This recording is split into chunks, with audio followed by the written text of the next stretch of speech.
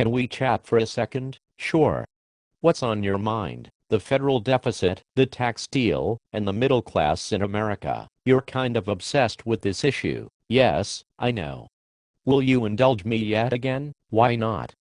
Fire when ready, okay? So there are a lot of people who think that the growing federal deficit is a bad thing. They think that future generations will be forced to repay these debts. That is true. Well, let's assume for a moment that the deficit is a non-issue. Let's assume that the deficit has nothing at all to do with the future tax burden, okay? Carry on. Let's just talk about 300 million Americans and the prospects for the future. Here's my viewpoint.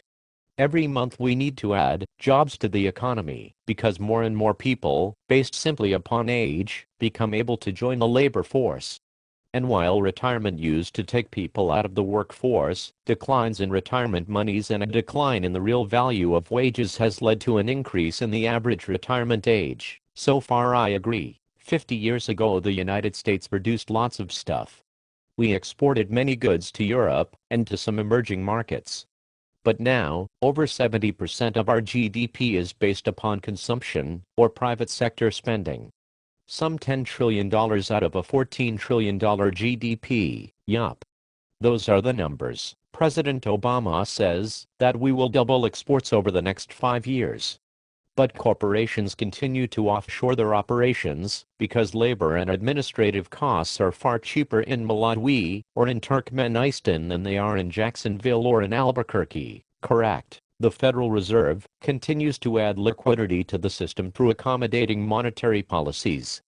Their goal is to keep the economy lubricated and thus keep the engine of economic growth moving forward. Again, nothing to take issue with as of yet, okay? But as I mentioned before, current growth is predicated upon consumption, not production. Americans need to spend money in order to grow the economy.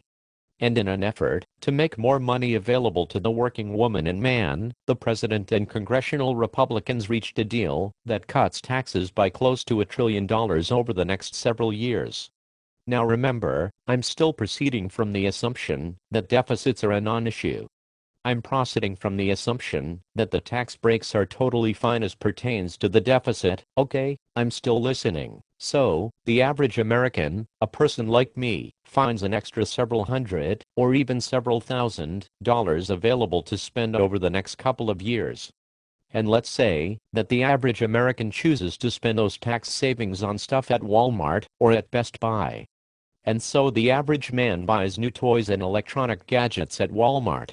All stuff that has been produced in China. Are you about to go on an anti-China rant? Absolutely not. My point is this. The tax breaks will create lots of jobs, but those jobs will be at Walmart and Best Buy. Production will remain offshore. If the president and the government enact policies that are punitive toward China, for example, the Chinese suffer because their primary export market, the United States, will be diminished. Thus millions in China will suffer. When millions in China suffer, the government in China cracks down. Social unrest in China destabilizes global markets. Such destabilization ends up hurting the wealthy in America, and they thus lobby to keep policies in place that favor consumption and that favor Chinese exports. Global free trade benefits the wealthy. And I'm not advocating here for protectionism.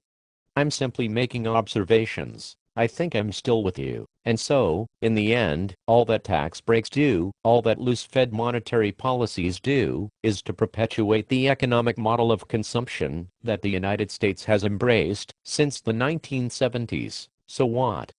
What is so bad about consumption? Many Americans have done quite well over the past decades in our consumption economy. An economy based upon an ever-expanding need for private sector spending only grows by creating millions of low-paying jobs and a few mega-millionaires. In our global economic system, Americans are compelled to purchase cheap goods produced overseas. They are also compelled to purchase ancillary services for these goods, such as cell phone service or cable television service. Virtually all of the jobs that are created end up being retail jobs and service sector jobs. All production vanishes. Organized labor gets destroyed because their work is moved to Uzbekistan. Soon tens of millions of Americans end up competing for the new plethora of $10 per hour jobs, while a few incipient trillionaires rule the nation. The unemployment rate drops to 8%. The media and the government celebrate the recovery. Meanwhile, more and more middle-class and poor people apply for government assistance because their paychecks do not pay the bills. Yipes! All of the talk about deficits and tax breaks missed the mark. The issue is not about future tax burdens and deficit spending. The issue is our global economic model. A model in which the citizens of the United States are the primary consumer for all of the stuff produced in other lands. And in this model, as more and more jobs are created to support the consumer culture, the overwhelming majority of these jobs pay $10 per hour. And in this model, in which the Federal Reserve and United States government continue to inject liquidity into the system through the process of debt monetization, the relative purchasing power of the tens of millions of people making $10 per hour declines. And in this model, the government becomes increasingly responsible for the growing numbers of folks who cannot purchase the food, the energy, and other stuff that they need, because costs are rising but wages, in real terms, are falling.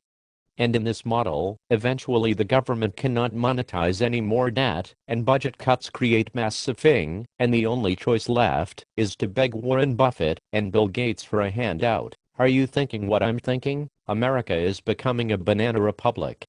The policies pursued by the government, whether intentionally or not, will create larger and larger numbers of people who will have to rely upon government assistance in order to survive. Soon over 50% of the nation's wealth will be concentrated in the hands of a very few. And those people will continue to benefit from loose monetary policies and from the current global economic model. Eventually, those soon-to-be trillionaires will become the government, because theirs will be the only money left. I cannot disagree with you. The issue of tax breaks and of deficits are non-issues. Sure. In the near term, people may feel better, perhaps more solvent. Over the longer term, however, our continued pursuit of growth through consumption and debt will destroy our democratic republic. Why? Because in democratic system, the people are sovereign. In the United States, it is becoming increasingly clear that the wealthy are sovereign. And if our leaders do not act soon and end our money is dead model of consumption and growing impoverishment, the republic will disappear.